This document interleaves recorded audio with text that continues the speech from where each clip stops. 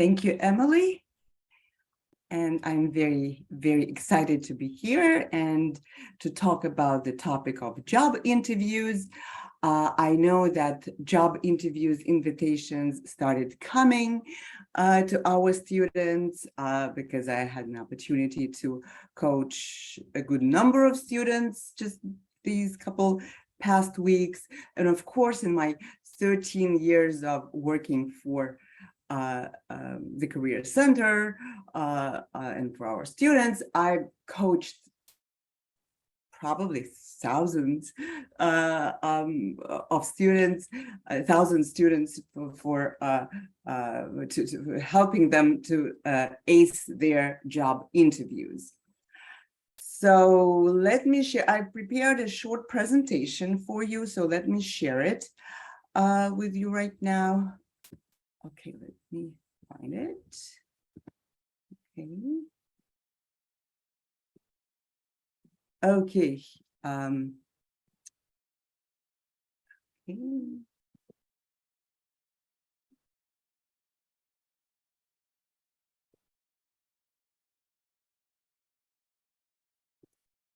Okay, can you see it? Yes. Okay, wonderful. Thank you so much, Emily. Okay, let me adjust the screen and we'll start.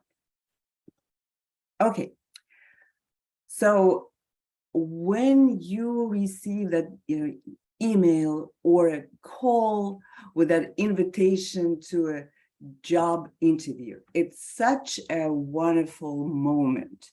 So I just wanted to say congratulations to you. You've done a great job. You definitely can start celebrating it because it means that you created a great resume or CV. You probably prepared a wonderful, very tailored cover letter. So you were selected to be interviewed. That's absolutely wonderful and exciting news. So yes, I would very much suggest that you take a little bit of time to celebrate it because it's a great accomplishment. However, quite often, that's what we feel when we get the news about getting an invitation to an interview. Yes, of course, we're excited, but we are so nervous. And that's understandable, because a lot is at stake, and you've done already a great job and a lot of work in order to be selected for an interview. And of course, you want to get that job, and there is a competition, and there are other people who also want this job as badly as you do, and you may feel shy about talking about yourself and selling yourself and marketing yourself. So that's very it's very understandable that we feel very nervous when we go to an interview. So what I would like to share with you my way of coping with fears. Maybe other advisors have different strategies, but this is my opportunity to share with you what I've learned for myself when I was interviewing for jobs, and also over the years of advising our students. So what I suggest you'll start thinking that about is why are you invited? Why does that employer have that job opportunity? Well, all employers, it doesn't matter whether it's a not-for-profit organization, it's a business, or it's a government organization. What employers want, they want to stay relevant. They want to grow. they want to stay in business, whatever their business is.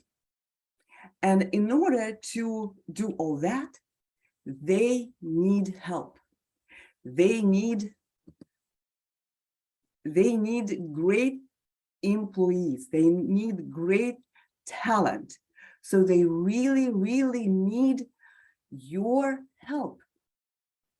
And that's what I would suggest that you will start thinking about, that you are not going there to an interview to get something for yourself.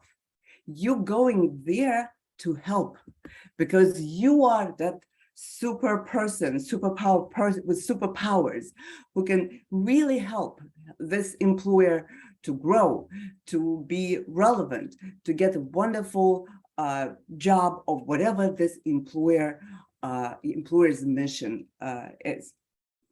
So if this helping mindset is maybe helpful to you to cope with your fears and nervousness, so I would very much encourage you to use it. Now, let's talk about more specifically about what employers want to find out at the job interview. So of course, first, what they want to find out is whether you have job-related skills, some specific skills. Sometimes we call them technical. Maybe they're not technical, but we call them technical because they are specific skills for that job. Sometimes we call them content skills. Then they also want to know whether you have other skills. Sometimes we call them transferable, sometimes we call them soft skills, sometimes we call them essential skills or career readiness skills. But these are the skills that employers want, irrespective of the content of the job, irrespective of the field and of the job functions. So these are the skills that include communication, teamwork, critical thinking and problem-solving skills, leadership skills, professionalism, equity and inclusion, and technology. I'm not explaining these skills in detail during this interview, during this presentation, sorry, but you can find the information about these transferable skills on our website, and Emily will include a link to that page on our website where you can find out more about these transferable career readiness skills and related behaviors. And what else the employer wants to find out at the interview? They want to find out whether you are a nice person, whether you are likable. Would you be a good fit? Now, let's talk about what you want to find out. So you want to find out whether you want to do this job, right? Maybe it sounded amazing, you know, on as a in the job description, but you really want to know what this job entails. You also want to see whether you want to work with these people. Of course, you will see probably one or several people at the interview, but still you can get like a flavor of, you know, the conversation that will be going on at the interview, and you can also think about some questions that you can ask to get more understanding of this organizational culture and whether it will be a good fit for you. And you also want to find out whether this job and how this job may contribute to your career development, because it may be your very first job, or maybe it's a job that not your first one, but you just received a graduate degree or a certificate. So it could be, it's a job in maybe in the new career direction, career path that you would like to develop. So you also would like to understand whether this job will be will help you to grow in your career. So a lot of questions, a lot of thoughts, but what I would like to suggest is that you definitely start preparing for this important moment and taking time to prepare. And this is what I would like to suggest. I would like to suggest these 7 steps that you can use in order to really prepare yourself very, very well for the interview. So here's, they're all seven steps. They're here on the screen. And I will just name them right now, and then we will go into each step in more detail when I will be showing you my other slides. So first one is researching the employer. That's the important first step. Then you need to think about your experiences and your skills and knowledge and relate them to the job that you will be interviewing for and to the employer. Then it's important to rehearse, to practice your examples, the stories that you prepared in the second step. It's also important to come up with 5 questions to ask the interviewer in order for you to understand what the to understand what the job, maybe more details about the job, maybe some about the employer's culture, as well as about also the questions.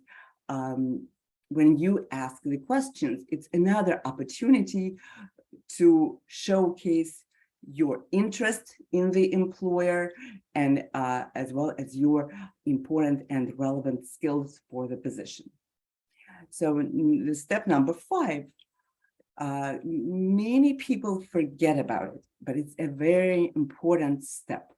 You need to create a thank you template for an email that you would need to send right after the interview. Creating a thank you template is a good practice. It can save you time, but you definitely need to customize it each time when you send it after the interview. Then you need to think through, and if you need to arrange certain interview logistics. If it's an interview, on it's a virtual interview, or you need to get there. So you need to know, you don't want to be late. If it's in person, you don't want to be late for an interview, so you need to come at least 15 minutes before the interview. So you need to know how to get there and to figure out traffic and all of that. So some people actually even do this like a test trip before, maybe a couple days or a day before the interview, just to see how much time it takes to get to this place. Also, don't forget to prepare your interview attire. So even if it's an interview, if it's only an audio interview, that also may happen, that you have only an audio interview and people won't see you, but the interviewer won't see you. But still, it's very, I think it's very important to be professionally dressed, whether it's in person or audio or video, because it helps you to get into that professional and serious kind of mode. Also, when you do it, if it's a virtual interview, you need to make to be sure that your lights work well, that technology works well. Of course, anything may happen, but at least what you can do ahead of time and ahead of the interview needs to be done. Okay, 7 steps, 7 is a good number, it's a magic number. So I hope that those steps will definitely help you to prepare and feel confident and feel these special powers when you go to the interview. Now, let's go to the next slide. Okay, so let's talk a little bit, let me give you more specific tips about each or some of the steps that I've mentioned in my previous slide. So 3 R's: research, relate, and rehearse. So researching the employer is a very important part of your preparation. So you probably have done it when you were preparing a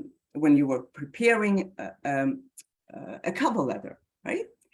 But you need to go deeper and wider.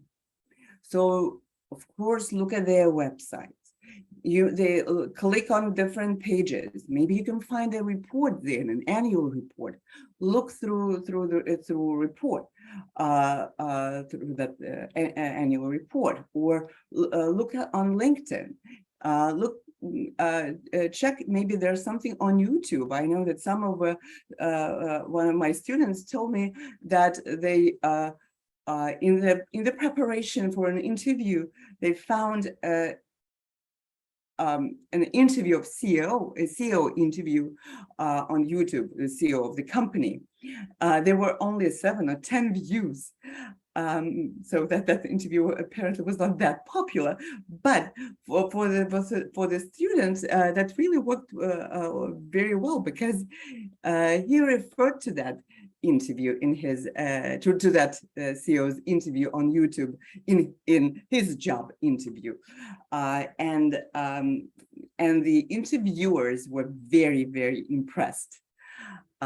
So that's what I would suggest. Really try to research the employer and look for, I call it like golden nuggets, some interesting information, some great things, something that employer that you can show your enthusiasm about this employer, about the work that the employer is doing, and as well as maybe some challenges, that the challenges in the field, where you can also show how that you have thought about how you will be helpful. Okay, next are relate to the employer. So, okay, so now you know a lot about the employer. Now you need to think about your own experience, your present experience or your past experience, and look at different experiences. Look at, think about your academic experiences, the classes that you have taken, projects that you've done for your courses, papers you've written, internship, maybe some leadership opportunities that you had, extracurricular, even your hobbies. Think about all those experiences from the point of view of what can be useful for that employer. Again, remember that helping mode. What you did that you can bring to the employer to help with the mission, with the job, with the job functions. And then when you identified those examples, you need to learn and work on how to explain their relevance, the relevance of those experiences through specific examples, and how to do it succinctly, but at the same time, clearly relating and connecting the dots. And the last R in this three R's segment is rehearse, rehearse, rehearse. So you need to practice. Practice before interview is very, very important. So you can use Big Interview on Handshake. That's a wonderful tool. It's an online resource, wonderful tool. So use it. You can also meet with your career advisors. We have appointments for you that we can do a mock interview. We can discuss strategies, and then we can have a mock interview, and then we can critique your answers. So use all opportunities that AU provides to you in order to prepare and practice and feel prepared for the interview. Now, couple tips about your attitude during the interview.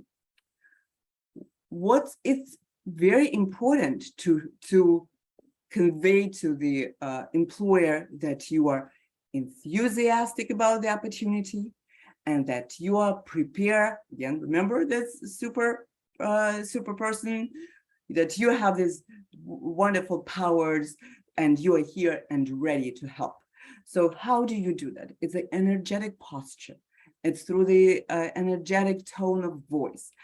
If you do it on, if it's an audio or a phone interview, what helps is to smile when you talk, because that's what, researchers, psychologists tell us, that's how we, when we don't see a person, we don't see how this person smiles, but when you smile, even when no one sees you, it still gives your voice like an energy and warmth.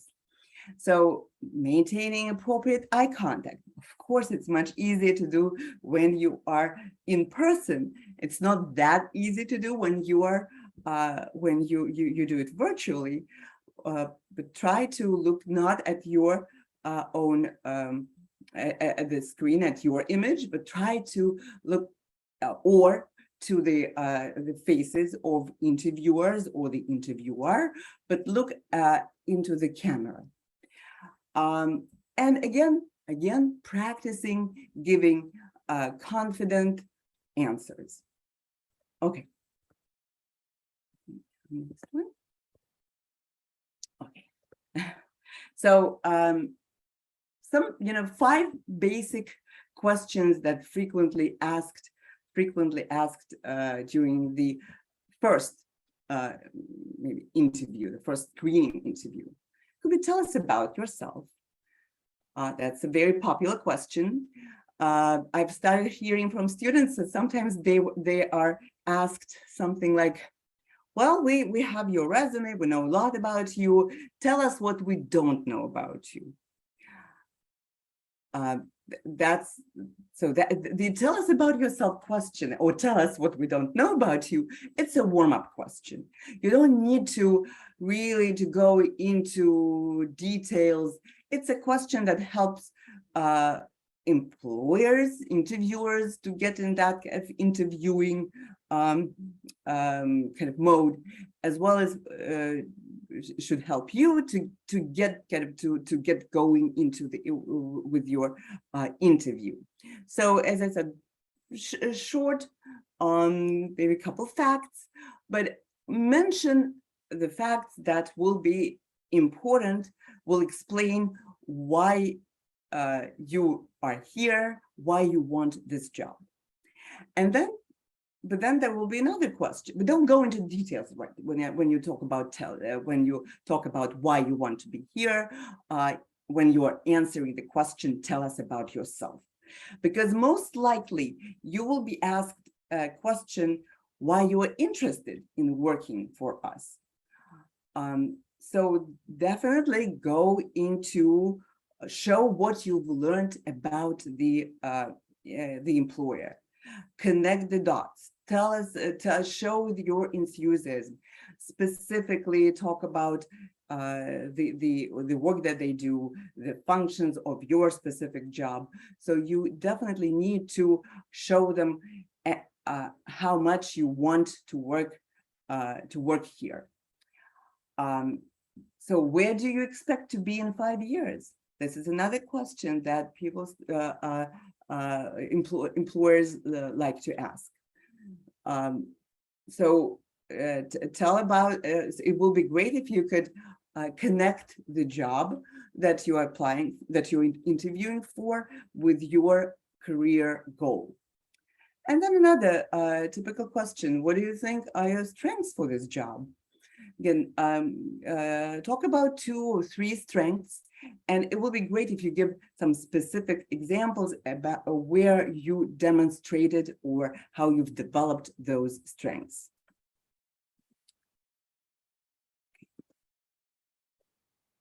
Now, you may be asked some challenging questions. For example, a challenging question is, what is your weakness?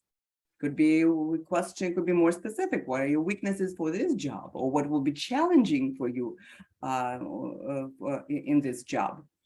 So what's important here is for you to think about not to concentrate so much on the weakness, but to concentrate on explaining how your self-awareness, yes, you understand this is something challenging, this is something maybe not your natural preference, or maybe there is a certain weakness that you have, but explain how you coping, how you managing that weakness or that challenge, and give a specific example where you showed or achieved some good results using your strategies to managing and coping with your weakness.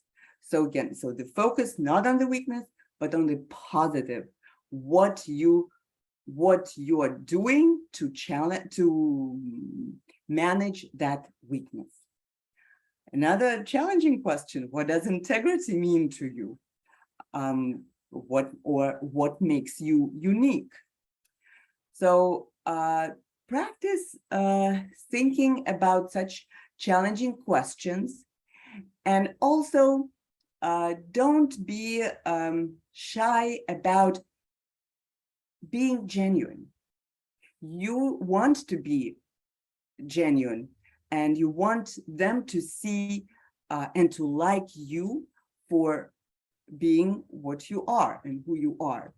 So you think about such questions as an opportunity to share what you have, experienced and what you have thought about.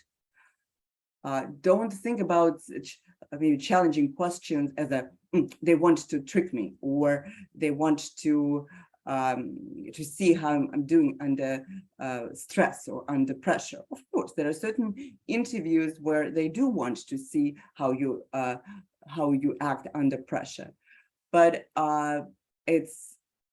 that's okay. So that's, you've prepared, you've thought about different things, different questions, and you prepared to not just give an answer, but just to show your thinking process, and showing that you are a thinking person, you are intelligent, smart, and thinking person who can think about challenging questions, not being afraid of them.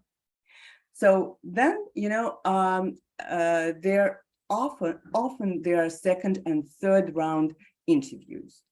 So at those interviews, first, of course, it's great, it's a wonderful accomplishment that you are invited again, or to the next, or you promoted to the next round. Definitely give yourself a huge round of applause. And but then again, refresh, review, go through those 7 steps again. Think about some what you have, what you would like to do maybe better, maybe certain things that you didn't like, how you handled certain questions at the first interview. but be prepared to go more depth about your experience, your academic background. You may be asked some opinion questions. You may be asked behavioral questions, as well as some case questions, particularly when if it's a business consulting interview. They love those business case scenarios questions. They also, because at the second and third round interviews, you can be interviewed by different people. They may repeat the questions that you've already heard at the first interview, like, why do you want to work with us? Or why do you want this job? I just recently talked with a student who went through, I think it was about 4 interviews. And then the 5th interview was with the director of that division. And the director asked the questions that were asked at the initial interview. Why do you want this job? And the student, by that time, though it was not happening on, during one day, all those interviews, but the process was probably a week or 2 weeks. The student was really tired, and kind of in her mind was, oh my God, again, I already said that. And the way how she said it and how she responded to this question. So then the director didn't really like it, and she was not selected. Okay, so let's go and talk about behavioral questions. So behavioral questions are usually the questions that are started with, tell me about a time, describe a time, tell us about a time. And because the behavioral interviews, why interviewers like them, love them, because for them, so what they think is that the way how you behaved in the past is a good indicator that this is how you will be behaving in the future. That's why they ask those questions. Usually when they will ask you about the times or the episodes in your life that relate to the job environment, or to the functions of the job, or to the organization. So for example, tell us about a time where you used data to prove a point you were trying to argue or convince. So maybe that the job function that you're interviewing for is related to data, and they want to know whether you are able to use data, not just analyze data, but use data to prove something, to prove a point. In many jobs, you have to unfortunately deal with conflict. That's part of of probably human interactions. We can't avoid having conflicts. So this question is quite frequently heard at the job interviews. Tell us about a time when you had to deal with conflict, or you had to deal with a difficult person, or tell us about a time when you failed. Failure is also, unfortunately, or fortunately, it's part of our human experience.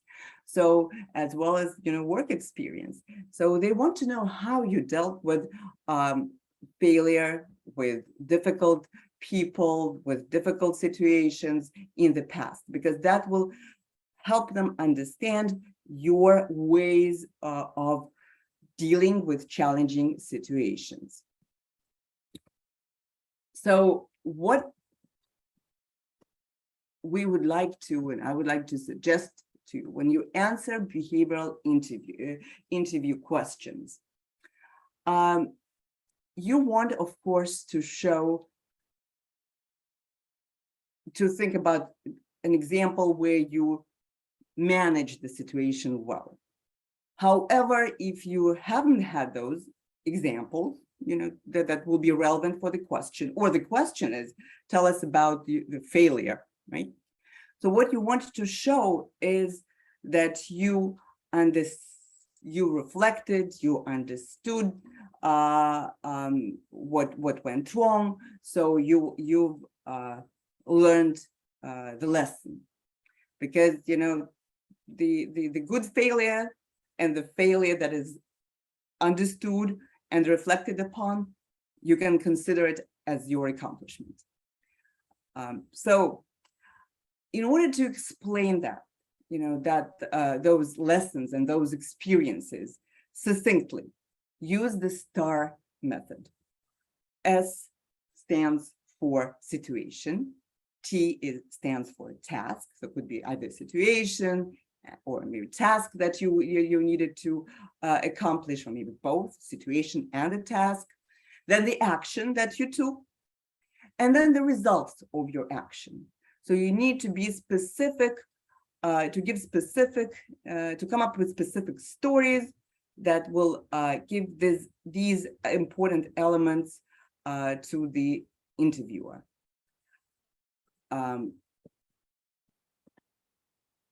What I would also like to suggest, maybe let's add another letter, the final letter to start, and use START method. So, and T will be for takeaway or takeaways. So when you reflect on and explain what worked, what didn't, what could have been done better, as I already mentioned, what lesson you have learned, either from a good experience or from bad experience. So don't forget to relate to the employer. So whenever you have, whatever questions you're asked, behavioral, non-behavioral, try to think how you can relate back to the employer. Showing your homework, showing what you've done, what you've researched, what you know about the employer. So just be proactive at the interview. Don't be like, okay, question, answer, question, answer. No, it's a conversation. So when you're given a question, you maybe behavioral, you talk about the example, but then connect it. And this is what I see how it's relevant for this job, or for this function, or for what you are doing. Employers love that. I promise it. They will love you. They will be absolutely excited about you. So it's okay to think at the interview. Yes, you've done your work, you've prepared, you've practiced, but then they give you a question that, oh my God, I haven't thought about it. I haven't prepared it. Don't panic, okay? Trust yourself. You're an AU student, you're an AU graduate. You are smart, I know it. So trust yourself, think out loud. Maybe what you can prepare in advance is how to organize your thinking out loud process. Because some of us, I'm one of those, I speak to think, and sometimes I can go circles. So that's probably won't be a very winning strategy to think at the interview. So what helps for such personalities, you can start, well, let me think about three aspects, 3 elements, 3 pros, 3 cons. So 3 is also the magic number. So you can say the number 3, and then you can start thinking, well, first, this is, and then you will talk about first. And then you know that you will need to come up with second and with third. And if you want to come up with fourth and fifth, stop. You have given them enough. Another important tip, don't know your application materials very well. So know and remember what you included in your resume or CV, what you included in the cover letter. Because you should refer to your resume. You should refer to your cover letter. They may ask you, please walk us through your resume, where you need to, what you will need to do. You will need to go to walk them through your resume, but tell them more what you've learned, what challenges you've encountered, how you've grown through these experiences, and how they, and then always related to your to the job. Okay, so there could be still phone interviews. So if you get a text or an email and they want to do a phone interview right now, that's okay too. And you are maybe between classes, or you are traveling, or so the time is not good for you. Don't be afraid to respond by saying that you're not available right now, and then set up a callback time. So when you have it, if it's a phone, if it's audio, be ready with having a job description in front of you, having a resume in front of you. It's also helpful to do the interview standing up, because that's again what researchers tell us, that we have more energy in our voice. Okay.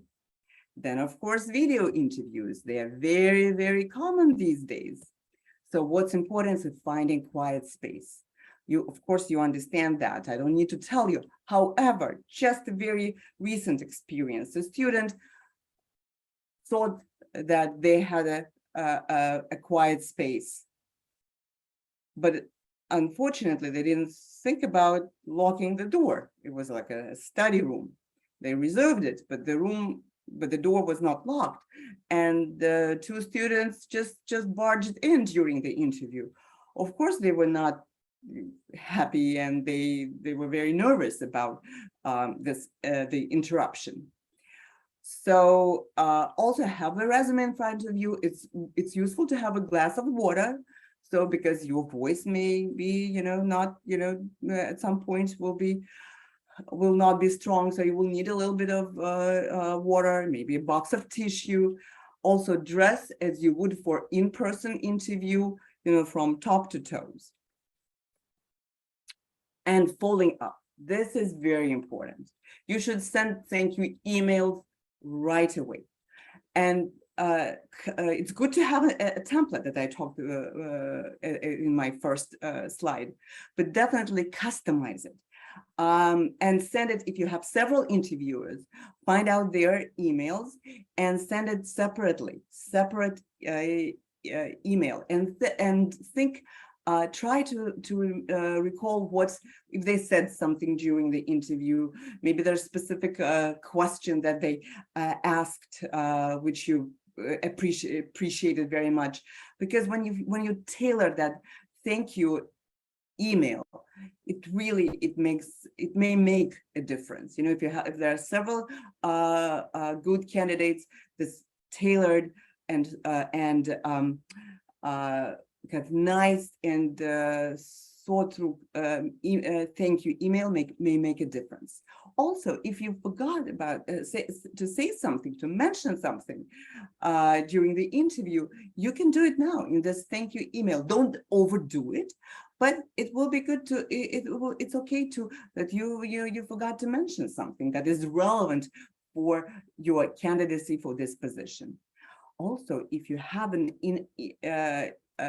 interview in person, bring with you the thank you cards, because what you can do, you can just once you're done with the interview, you go to maybe nearest Starbucks and write, especially if you have a good handwriting, use it to your advantage.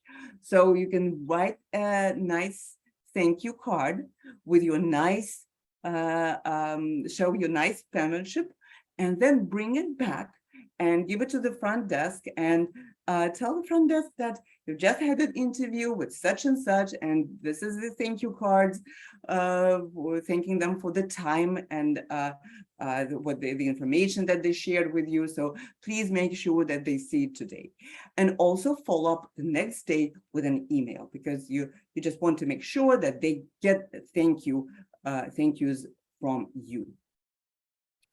Okay, so let's review our game plan. So let's see if I have any other tips to give you if I've forgotten anything. So researching the employer, we talked about that. Relating your experience and skills. Rehearsing, big interview, wonderful resource on Handshake. Appointments at the Career Center. So coming up with 5 questions. Don't ask, it's okay to ask about the job, the process, the interviewing process as part of these 5 questions, 4 questions, but don't make it the first one. So the first several questions should be about the job or the employer. You need to project through those questions that you want to come. You're already thinking yourself in this job. You want to come and be successful and be effective, as early as possible. So that's what that's why you're asking these questions. So the question about the job, the salary, I would recommend not to ask during the first interview. And then creating a thank you template, okay, and through the interview logistics, and okay, following up after the interview. So you not only created a thank you template, but you sending the thank you cards after the interview, or thank you emails after the interview. So, and with this game plan, I'm sure that you will ace the interview, and then we will have the time for huge celebration. Okay, so these are resources that I mentioned. So again, big interview, look at this resource, wonderful. You can practice, you can record yourself. No one likes to record themselves and look at themselves on the screen. Everyone hates themselves, but it really, really helps to do it, to practice, record. Handshake will give you the feedback, the AI feedback on different aspects of your answer. AI won't give you feedback on the content of your answer, but that's what we career advisors can help you with. You can share that recording with us, or you can come to the Career Center or do it on Zoom and we can do mock interview. So whatever, we are here for you, and we would love to be helpful. And there are more tips on the Career Center's website. We also have other videos, other presentations by my colleagues on YouTube. So please use all these resources. And now, I'm sorry, it took longer than I expected. So we have 10 minutes for questions.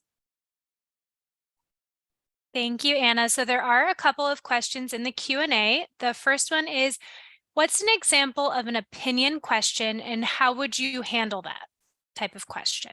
Well, the opinion question would be something, if an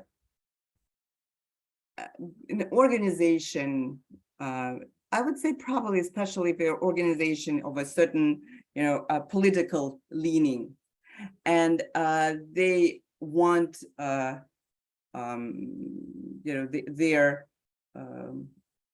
and especially if it's, for example, it's a research assistant position or a data analyst position, they want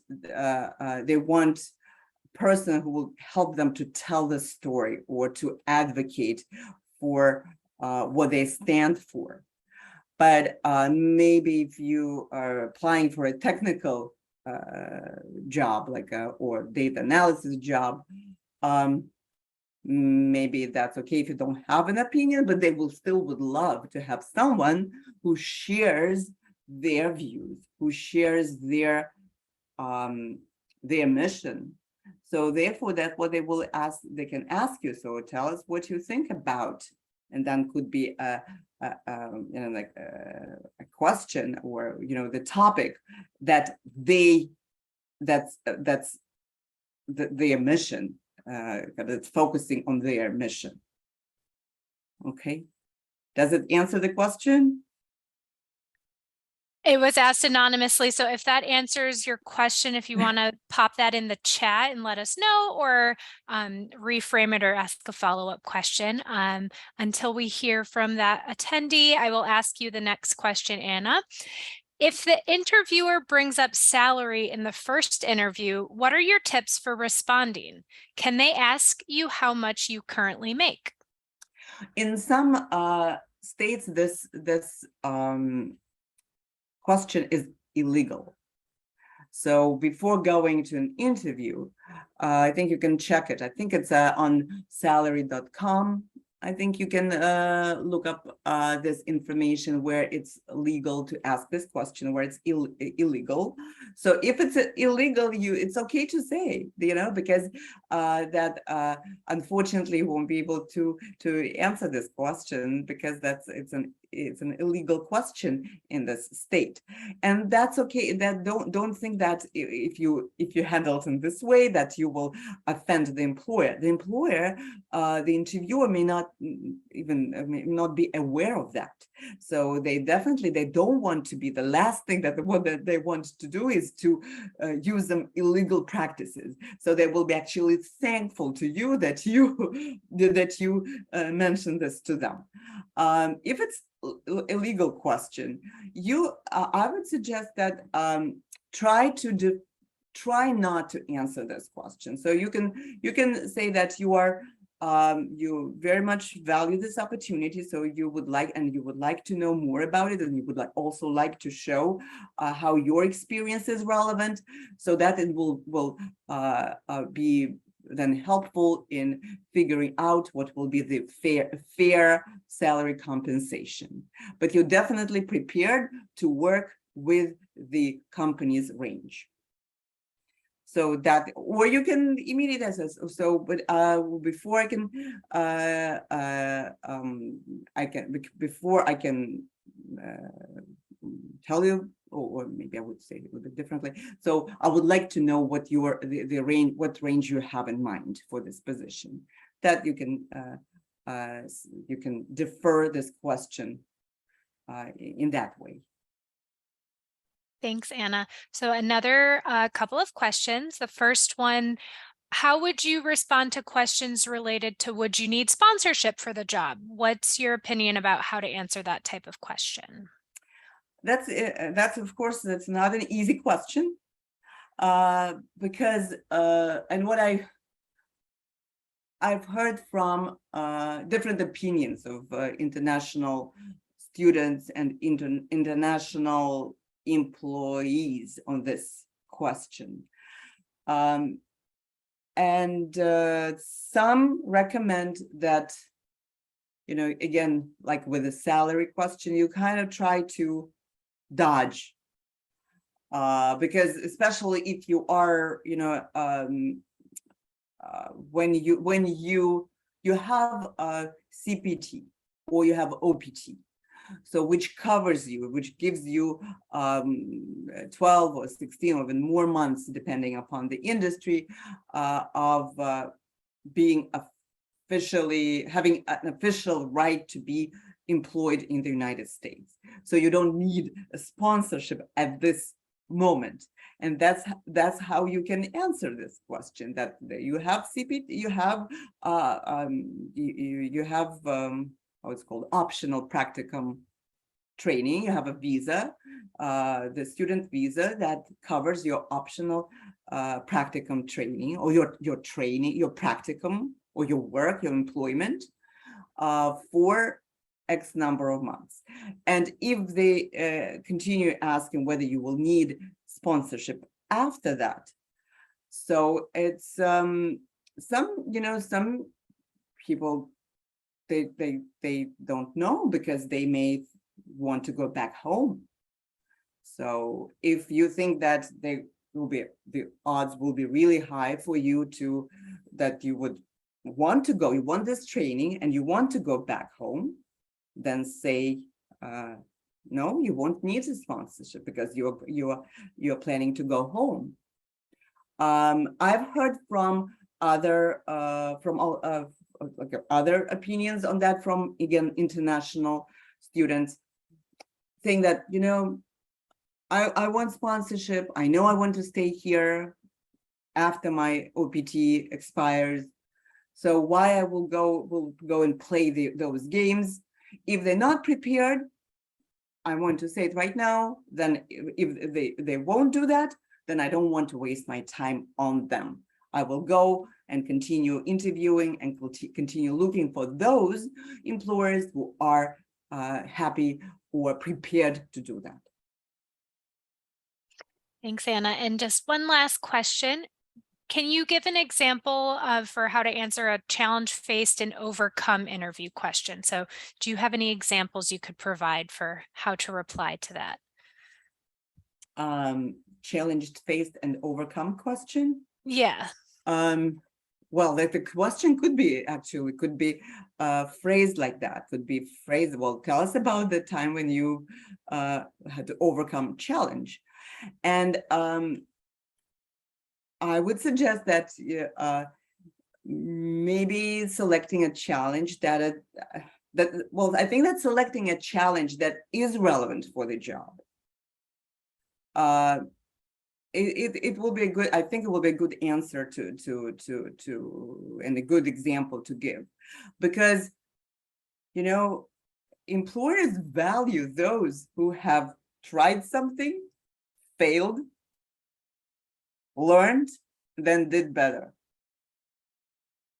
So if you have something that's really relevant for this job, and that was a challenge, and it was you failed first, but then you overcame it, talk about it. Again, try to give a very